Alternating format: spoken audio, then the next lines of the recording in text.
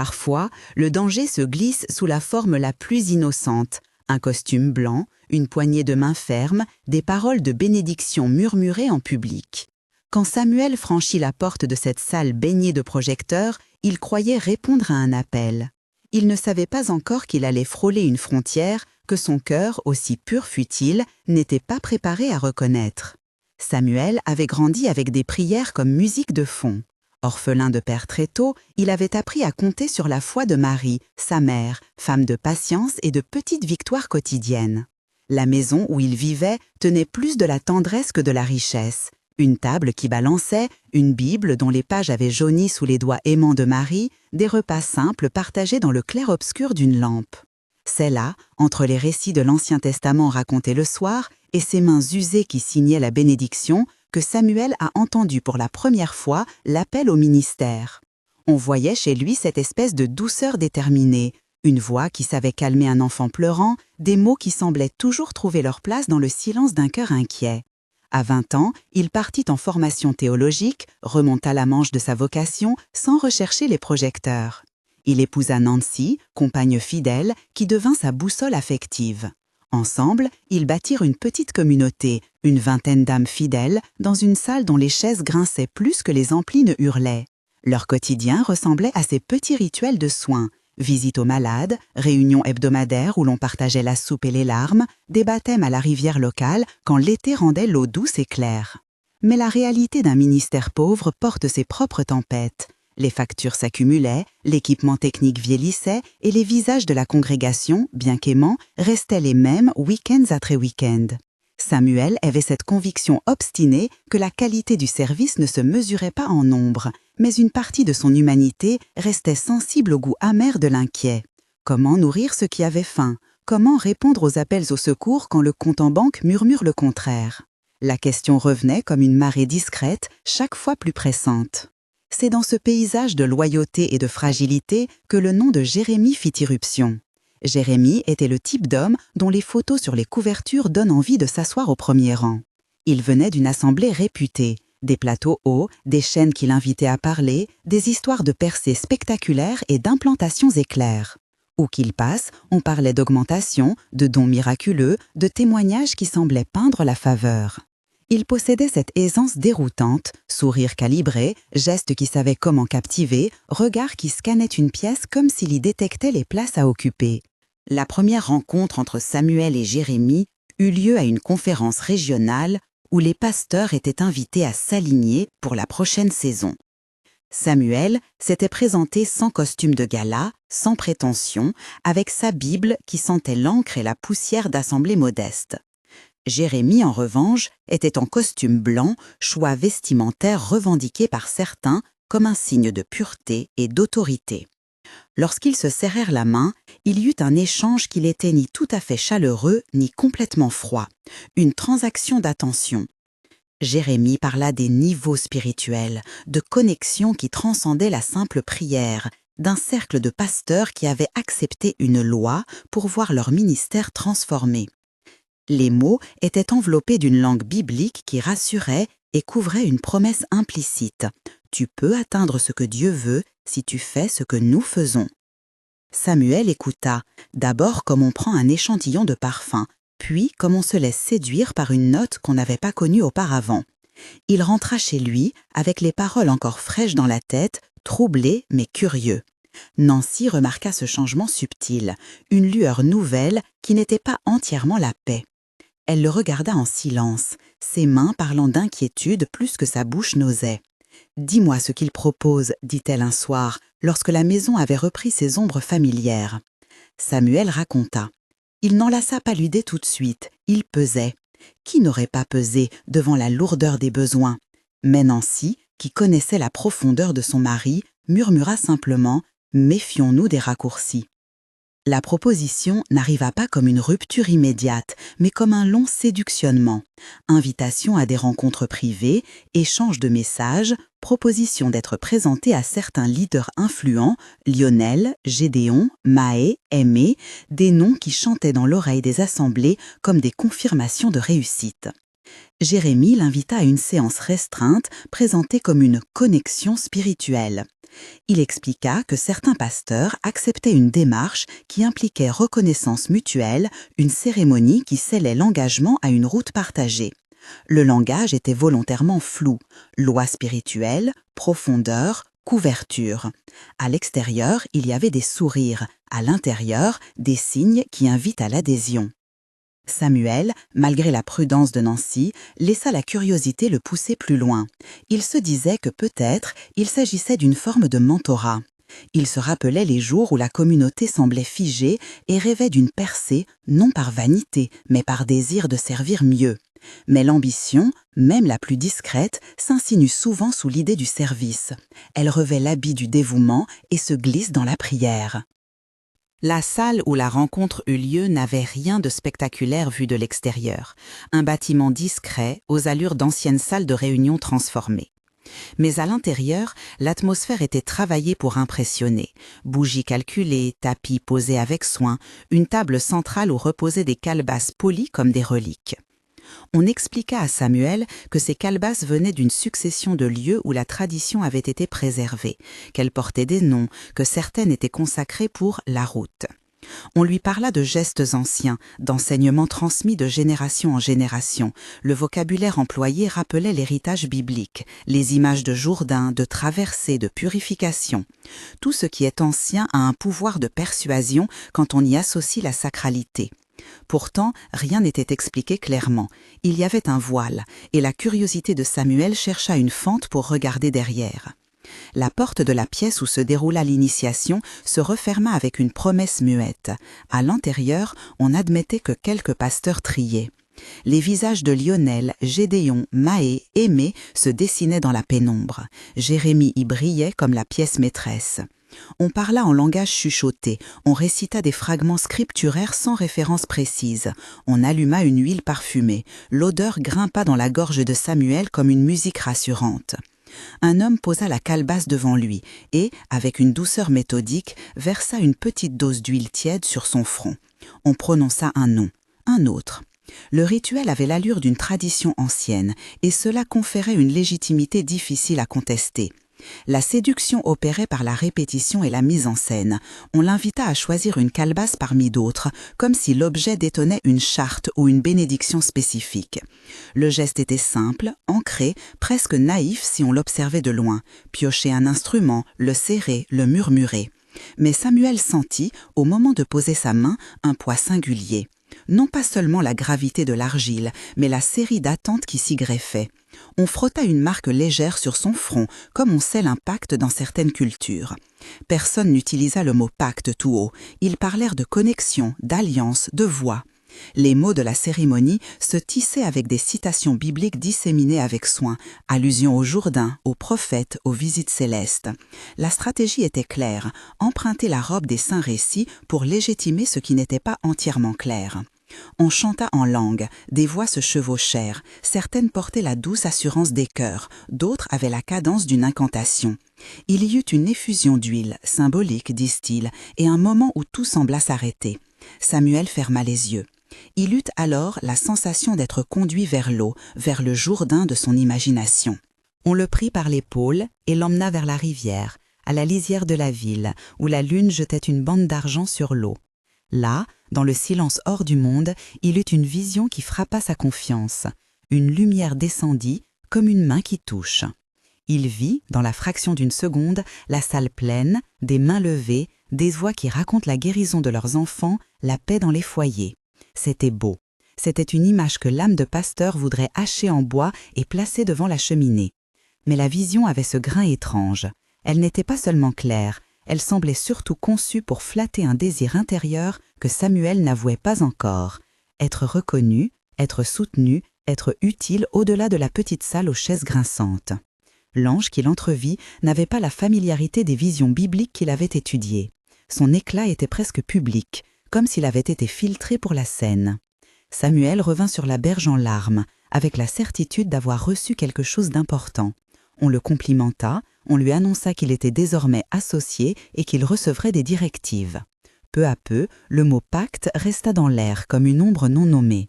On le couvrit de bénédictions publiques et d'accolades privées, et la ville où se tenait la réunion retentit des récits de ceux qui avaient été élevés.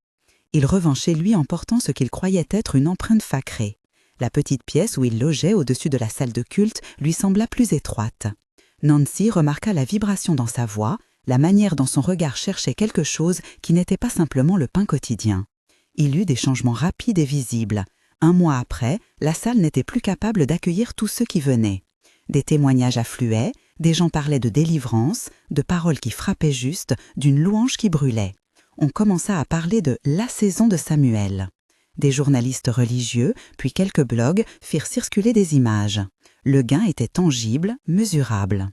Pourtant, une même chose qui faisait briller la lumière au doir creusait lentement un silence en lui.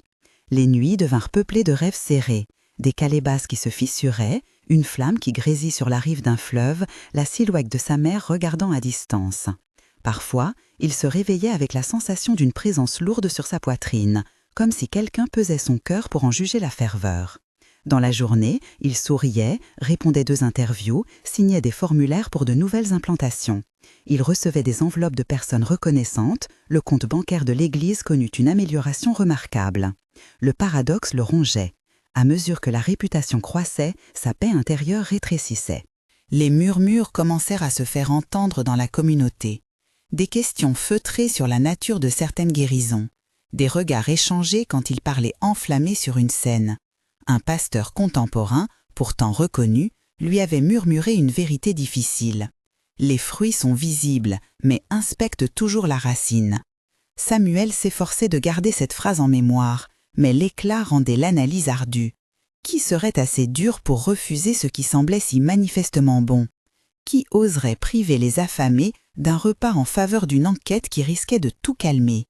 Le discernement exige parfois d'accepter d'être petit au nom d'être vrai, et cela pèse de manière spéciale sur ceux qui portent la charge. Un soir, alors que la salle d'à côté chantait jusqu'à l'aube, Nancy le rejoignit en coulisses. Elle posa la main sur son front chaud et dit, sans crier, mais avec cette fermeté douce qui la caractérisait. « Samuel, la faveur extérieure n'efface pas ce que tu es quand personne ne te regarde. Est-ce que toi, dans le secret, tu te reconnais ?» Il voulut répondre, il voulut trouver des mots qui l'innocenteraient. Au lieu de cela, il éprouva une fatigue qui n'était pas seulement physique. La tentation d'adhérer totalement à la route proposée par Jérémie devenait une possibilité réelle. Mais il voyait aussi les fractures invisibles qu'elle laissait sur ceux qui l'aimaient. La tension monta lorsque l'un des objets centraux du rituel, la calebasse choisie par Samuel au moment de la connexion, commença à jouer un rôle symbolique dans l'Église. On l'exposait parfois lors des services comme un talisman discret, comme si sa simple présence conférait une aura. Certains fidèles la caressaient du regard, d'autres l'imaginaient comme un instrument de bénédiction. Un soir d'hiver, on l'installa au centre d'une veillée d'intercession, la pièce fut plongée dans l'ombre, seules quelques bougies battaient comme des cœurs. On procéda à une cérémonie dédiée à la protection et à la continuation de la grâce. Samuel se tenait immobile, conscient de chaque parole prononcée, recevoir les bénédictions, ressentir l'adhésion. Au moment où une bougie vacilla, un craquement léger se fit entendre. La calebasse réagit d'une manière qu'on n'attendait pas. Une fissure fine, presque imperceptible, apparut sur sa surface polie. La fissure resta un objet d'interprétation. Certains y virent un signe de fragilité humaine, d'autres une simple fatigue matérielle. Samuel, en revanche, éprouva une accélération de conscience, la sensation que quelque chose d'intérieur rendait visible une faiblesse non admise. L'image se grava, la calebasse, creuse et fragile, comme un miroir secret. Il se promit de les réfléchir, de prier, de demander une clarification. Mais le flux extérieur ne donnait pas beaucoup de temps au silence. Invitations, entrevues, nouvelles églises cherchant une orientation, les responsabilités présentaient leur visage avec insistance. Puis, la nouvelle tomba comme une pierre dans un lac calme. Un appel téléphonique au milieu d'une réunion de prière changea la trajectoire de sa semaine. C'était l'une de ces voix qui ne sait pas comment emballer une mauvaise nouvelle. Au bout du fil, on lui dit que Marie avait été transportée à l'hôpital, qu'elle avait été trouvée inconsciente chez elle.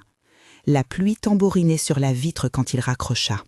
L'image de sa mère, avec sa Bible aux pages usées, lui revint immédiate et crue. il sentit son cœur se rompre un peu plus que la fissure sur la calebasse.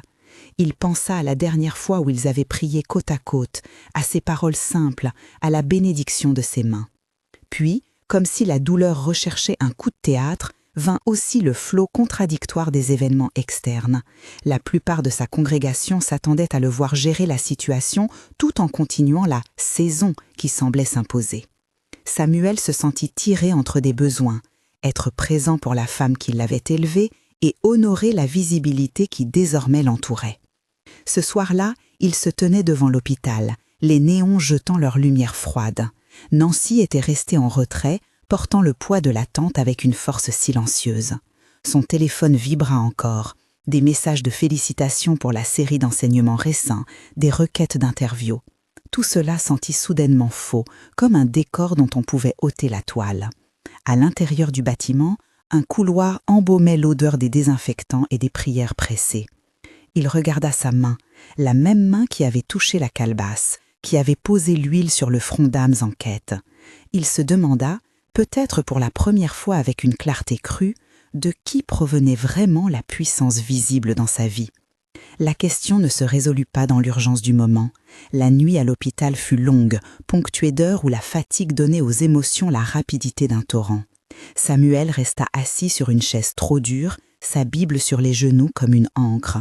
À intervalles réguliers, il fermait les yeux et la vision qu'il avait eue au bord de la rivière revenait. Mais elle s'était troublée. La lumière paraissait plus théâtrale, l'ange moins sûr. Au petit matin, il aperçut une infirmière qui sortait d'une chambre voisine, le visage impénétrable. Il voulut croire à la guérison, à un miracle. Mais la vérité, souvent, aime les chemins qui mêlent douleur et révélation. À l'aube, il reçut un petit papier. Les mots y étaient sobres. Elle a eu une complication. Au fond de ses entrailles, quelque chose se serra. Les souvenirs d'odeur de soupe maternelle, de la manière dont Harry reprenait son oreiller pour mieux prier, affluèrent et le frappèrent. Il pensa aux promesses faites en son nom, aux besoins de réparation et de contrôle qui le poussaient parfois plus loin que sa conscience. Et, dans cette veille, il comprit qu'il devait regarder plus attentivement à quoi il avait consenti en silence, quelle part de sa vocation avait été marchandée sans qu'il en mesure toutes les implications. Il n'y avait pas encore de confession publique, pas encore de confrontation avec Jérémie, il n'y avait pas encore de déroulement complet des conséquences. Mais la scène, à cet instant précis, était prête à se sceller autour d'un choix, poursuivre la marche vers l'élévation, quitte à perdre ce qui était le plus cher, ou revenir vers la simplicité, accepter la petite église, la vulnérabilité et la réparation lente. Samuel sentit la lourdeur de ce choix comme on porte une pierre sous un ciel d'orage, nécessaire, pesante, décisive. Il prit une profonde inspiration et, pour la première fois depuis longtemps, il murmura une question qui n'était pas tournée vers l'extérieur. « Seigneur, guide-moi vraiment. » Et vous, que feriez-vous si la promesse d'une percée demandait le prix de ce que vous chérissez le plus? Restez, la suite révèle une vérité inattendue qui changera sa route et peut-être la vôtre. La sonnerie du téléphone avait encore ce goût de métal froid quand il raccrocha. La chambre d'hôpital sentait la même odeur que celle des dimanches après-midi, café tiède, désinfectant et souvenirs qui flottent comme des papiers anonymes. Marie ne répondit jamais plus. Sa respiration s'était faite plus faible avant l'aube, comme si toute sa vie s'était retirée en un souffle. Samuel resta longtemps à sa fenêtre, regardant la ville qui refusait de s'éteindre. Les néons dessinaient des lignes blanches sur la pluie. Il pensa à la main cailleuse de sa mère qui avait tenu la sienne pour l'aimer, sans luxe, sans promesse. Cette main qui avait prié pour lui quand il n'avait que la foi pour se tenir debout. Le deuil n'est pas un instant, c'est une suite de petits verres brisés qu'on ramasse lentement. Les funérailles furent sobres. Des voisins, des personnes qui l'avaient aidé autrefois, vinrent pour rendre hommage à la femme qui portait la maison sur son dos. Quelques visages familiers de sa congrégation étaient présents, mais la foule qui, quelques semaines plus tôt, criait « Alléluia » et prenait des photos, se fit plus discrète. Les journalistes, prévenus d'une autre saison pastorale, ne trouvèrent pas là de sensation. La perte fut intime, aiguë, et au milieu de ce recueillement, Samuel sentit comme un froid qui lui passait par le ventre, une peur tôt nommée et une question plus lourde encore qui cherchait sa langue et ne la trouvait pas. Il y avait eu des visites, des regards compatissants, et puis la solitude de la maison redevenue simple. La calebasse fissurée reposait sur une étagère, à mi-hauteur, comme une cicatrice exposée. Il l'avait rapportée après la veillée où elle avait craqué. À la lumière ordinaire, elle paraissait ordinaire, un objet d'argile, poli mais fragilisé. Pourtant, chaque fois qu'il passait devant, son regard se heurtait à la fissure et revenait avec la même question. Qu'y avait-il de réel dans ce qu'il avait accepté? Les mots qu'on avait prononcés dans l'intimité du rituel semblaient se consumer dans sa mémoire, laissant derrière eux une trace ténue qui le mettait face à ses choix. Les nuits revinrent, plus lourdes qu'avant. Il marchait parfois dans la maison, comme si l'acte de se déplacer lui permettait de tromper le caractère irréversible du départ. Glory, leur fille, restait souvent dans sa chambre. La perte d'une grand-mère n'est pas une page, c'est un pli dans la vie d'un enfant. Nancy se mouvait avec une dignité qui devenait douleur silencieuse. Elle connaissait chaque inflexion de la foi de son mari et elle savait combien il lui faudrait de courage pour revenir de ce qui l'absorbait. Le poids s'alourdit. Samuel ne trouvait plus le repos. Il priait, mais ses prières semblaient maintenant admettre des omissions, comme des points aveugles qu'il refusait de regarder. Une voix intérieure lui murmurait que la réponse ne se trouverait pas dans la force des applaudissements, ni dans les résultats visibles, mais dans la transparence du cœur. Cette voix prenait parfois la forme d'une image, celle de sa mère assise au bord d'une rivière, la main sur sa Bible, teintée d'une lumière simple et vraie, celle qu'il avait connue enfant. Puis vint la nuit de l'accident. Il revenait d'une visite à l'hôpital où il avait signé des papiers, parlé à un médecin, répété des promesses au corps fatigué d'une vie. La pluie battait la route comme une rafale de petites lances. Il roulait lentement, les phares coupant la nuit. À un moment, un animal traversa. Il freina. La voiture glissa sur une plaque d'eau qu'il n'avait pas vue. Le véhicule fit un tête-à-queue et alla s'encastrer contre le béton d'un terre-plein. Le bruit fut sourd, une violente métaphore de son cœur. L'airbag claqua, Samuel cracha du verre comme on expulse des mots qu'on n'aurait pas voulu prononcer. Le silence qui suivit fut plus étrange que le fracas. Il n'y avait plus aucun son humain, seulement une lumière. Une lumière qui ne venait ni des phares, ni des lampadaires. Une clarté douce, profonde, comme si le ciel s'était approché pour regarder de près son fils blessé. Il eut l'impression d'être soulevé, non par une main menaçante, mais par une présence qui pesait la bonté et la sincérité. Les images se succédèrent sans logique, la salle où l'on avait prononcé la connexion, la rivière, la calebasse, la main de sa mère. Chaque scène venait d'un autre plan de sa vie, comme si quelqu'un redessinait son histoire sous une lumière différente. Il entendit alors une parole. Ce n'était pas une voix tonitruante, c'était plutôt une vérité qui n'avait pas besoin d'être élevée pour être entendue. « Tu as confondu l'appel avec l'élévation », dit-elle. Les mots n'étaient pas un jugement pour le blâmer. Ils étaient une déchirure qui laissait apparaître un visage resté caché, l'ambition qui se fait passer pour service. Reviens à ce qui est petit, reconnais les visages oubliés, répare, ajouta la parole, et la voix s'effaça comme on éteint une bougie. La scène suivante fut claire comme une aube. Il était au bord d'une rivière, mais pas celle de sa vision théâtrale. C'était un simple cours d'eau, rocheux, entouré d'herbes sauvages. Une silhouette se tenait près du rivage, découpée par la lumière, sans faste, sans costume blanc. C'était une présence proche, qui semblait plus faite d'écoute que d'éclat. Elle dit « Tout pouvoir qui ne sert pas la faiblesse n'est pas le pouvoir du royaume ». Et l'image de Marie apparut, souriante, comme si elle lisait la promesse d'une vie qui n'avait pas besoin d'être prouvée. Samuel se réveilla avec la pluie qui lui frappait le visage et l'odeur du cuir brûlé. Des pompiers étaient autour, efficaces, parlèrent doucement et le couchèrent sur un brancard. À l'hôpital, on lui dit qu'il avait été sauvé. Il avait des contusions, une clavicule peut-être fracturée, un vertige de souvenirs. Mais ce qui l'obsédait n'était pas la douleur physique, c'était cette voix ou cet éclair qui avait mis en pleine lumière l'accord tacite qu'il avait passé avec son besoin d'être remarquable. Les jours qui suivirent furent un désert de choix. Il y eut des moments publics de légèreté contrainte, sourires devant des caméras, réponses polies aux messages qui louaient sa foi éprouvée.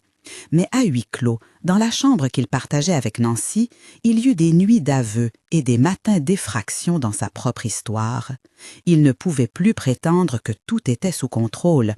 La vérité avait la fâcheuse habitude de réclamer une audience. Il prit la décision de confronter Jérémie.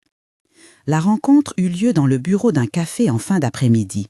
Jérémie arriva avec l'aisance d'un homme habitué à être accueilli, son costume repassé, la même posture, comme une scène jamais tournée. Il salua Samuel avec un sourire qui n'avait rien perdu de sa politesse. Samuel demanda d'abord des explications, non pas avec l'électricité d'une accusation publique, mais avec la fatigue d'un homme qui cherche à comprendre où sa main a glissé et à qui il a serré la sienne. Jérémie répondit avec des mots précis, bien choisis. Il reconnut certaines pratiques, la mise en scène, les objets, le vocabulaire ancien, mais il tenta de dissocier des intentions. Tu sais bien qu'il y a des traditions qui fonctionnent comme des catalyseurs. Nous n'avons jamais dit que Dieu se limitait à ça. Sa voix cherchait la nuance, tentait de rassurer. Il parla de stratégie, d'unité, de légitimité. Nous avons créé des cadres pour soutenir des ministères faibles, dit-il, comme s'il offrait une thérapie à une fragilité structurale. Il ne niait pas tout, mais ses mots restaient protecteurs de soi. Samuel l'écouta, et puis posa la question qu'il rongeait. Et le prix? Qu'est-ce que ça coûtait à ceux qui n'avaient pas de voix? Il parla des veuves qui avaient donné plus que ce qu'elles pouvaient, des familles qui avaient cru aux promesses qu'on leur avait servies comme des plats réchauffés, de la mère qui était partie et de la calebasse qu'il avait mise en vitrine. Les images coulaient de sa bouche, une à une, et Jérémie sentit ce qui jusque-là restait sous ses gestes calculés, l'impact humain. Il y eut un silence. La réponse de Jérémie fut lente. « Le système exige des compromis, murmura-t-il. La faveur vient accompagnée de sacrifices. Parfois, nous devons prendre des décisions qui ne sont pas faciles. » La phrase était une mise en garde voilée, une tentative de faire du pragmatisme une catéchèse. Samuel sentit que ce n'était pas la théologie qui parlait, mais le langage d'une stratégie qui se protège. La confrontation ne fut pas un duel épique. Elle fut un miroir posé devant deux hommes qui avaient, l'un et l'autre, aimé ce qu'ils faisaient, mais qui avaient choisi des chemins différents pour s'en approcher. Samuel se leva, le regard durci davantage par la lucidité que par la colère, et dit « Si la route que tu présentes exige l'aveuglement des plus faibles, alors je ne peux plus être ton associé. » Il ajouta « Et je dois dire la vérité où je l'ai cachée. » Le retour fut plus chancelant que l'aller. Dans la voiture, Glory dormit appuyée sur la banquette arrière, inconsciente des fractures morales qui s'ouvraient. Nancy prit sa main et la serra. Il y eut des mots simples, pas d'éclat, seulement des larmes tranquilles. Ils arrivèrent chez eux comme on revient d'un champ miné, en sachant que l'on doit compter les pas et ramasser les morceaux. La confession publique se prépara comme un acte sacré. Samuel ne voulait pas d'un spectacle, il voulait la vérité. Il annonça un service d'aveu, sans fanfare, un rassemblement où il prendrait la parole et où il expliquerait ce qui avait été accepté en son nom. Les avis furent partagés. Certains membres de la congrégation murmuraient qu'il perdait la tête, d'autres se rassemblèrent autour de lui, conscients que la transparence coûte parfois.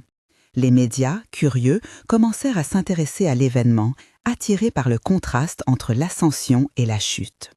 Le soir du rassemblement, la salle était pleine de visages tendus. Il y avait des fidèles habitués, des personnes observant avec prudence et quelques opposants silencieux. Samuel monta sans chercher les projecteurs. Il s'assit au pupitre comme un homme qui porte un fardeau. Il respira, ferma les yeux un instant. et parla.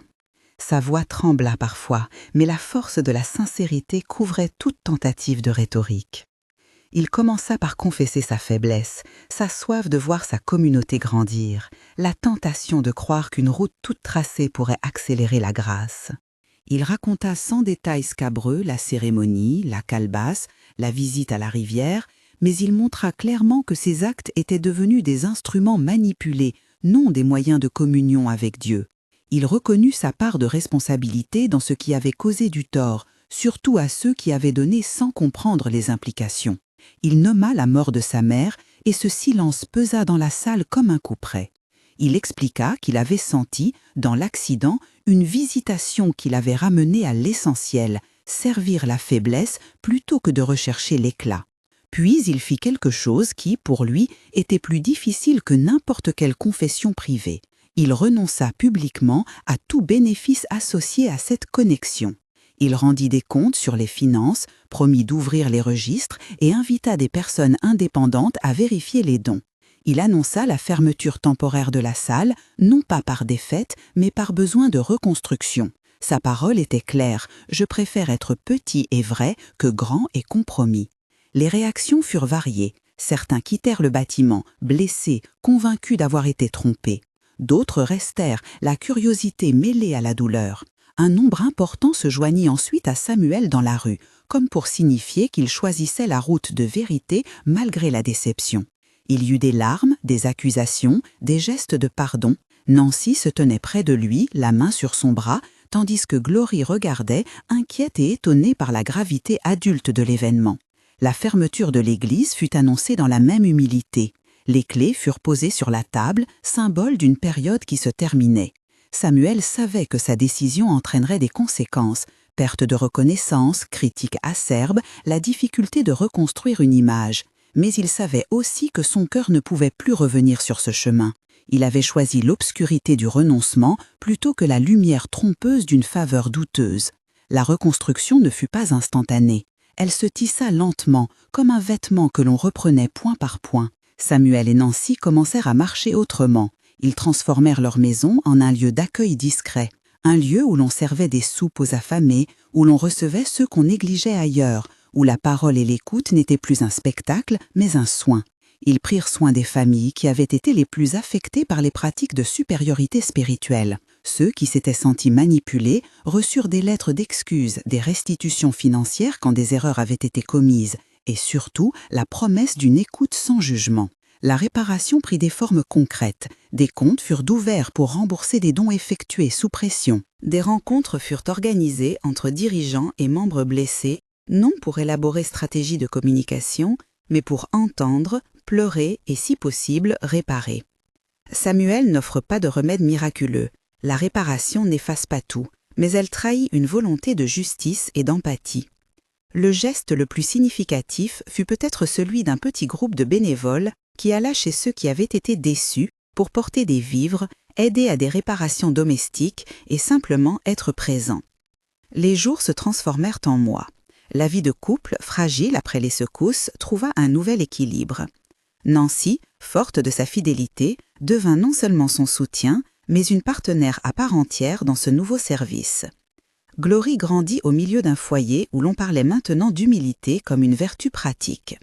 Samuel accepta de se former à l'écoute, à la théologie de la faiblesse et à l'art de rester petit.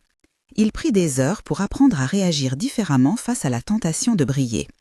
Il rencontra des mentors qui parlaient du ministère comme d'un serviteur qui se tient à la fenêtre pour apprendre les noms des voisins plutôt que comme d'un homme qui mesure le succès à la taille de l'audience. Il n'eut pas la même renommée. Les invitations au plateau télévisé se firent rares. Certains anciens alliés ressentirent sa démarche comme une trahison. Mais il trouva dans la petitesse une paix qu'il n'avait pas connue depuis l'enfance. Il retrouvait la musique simple des prières autour d'une table bancale, la chaleur des mains qui partagent. Il recommença à aller à la rivière, non pour des images ou des visions, mais pour écouter l'eau, pour méditer sur le sens profond du pardon et de la grâce. Un matin d'hiver, alors qu'il distribua des couvertures à des familles froides, il rencontra un homme qu'il connaissait à peine, un ancien chef de projet dans une association caritative, venu offrir son temps. Ils parlèrent longuement, sans audition ni selfies. L'homme dit, en se frottant les mains pour se réchauffer, « Ce que tu as fait en te taisant aurait brisé d'autres vies. Ce que tu fais en réparant peut restaurer des visages. » La phrase n'était pas une consolation maladroite, elle validait un travail patient. Les blessures restaient, la mort de Marie n'avait pas de substitut. Il n'était pas possible de rendre la vie à ceux que l'on aime. Mais il était possible, pensa Samuel, de transformer la douleur en responsabilité. Il commença à enseigner, non la théologie de la réussite, mais la pratique du service sans spectacle. Comment tenir la main d'une personne jusqu'à ce qu'elle reprenne souffle, comment écouter quand personne d'autre n'écoute, comment reconnaître que la gloire véritable ne s'affiche pas. Il écrivait peu, mais il écrivait vrai. Des textes courts, des lettres, des méditations qu'il publiait sans intention de devenir viral. Il invita à la prudence devant les promesses faciles, mais surtout, il célébra la beauté d'un ministère qui sait compter ses coups. Les mots revenaient souvent à la même idée. Si ta foi ne protège pas la faiblesse, elle devient un mécanisme d'exclusion.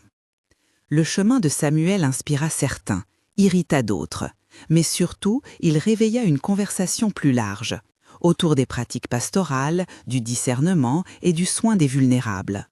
Des ateliers furent organisés dans la ville pour apprendre à évaluer les leaders selon des critères concrets, transparence financière, responsabilité communautaire et capacité à écouter les critiques.